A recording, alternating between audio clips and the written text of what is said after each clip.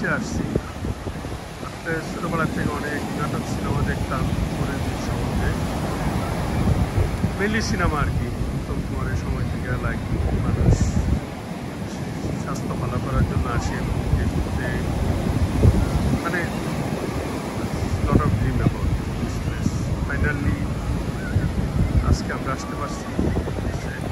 আজকে আবার অবশ্যই কালকে রথটান হবে।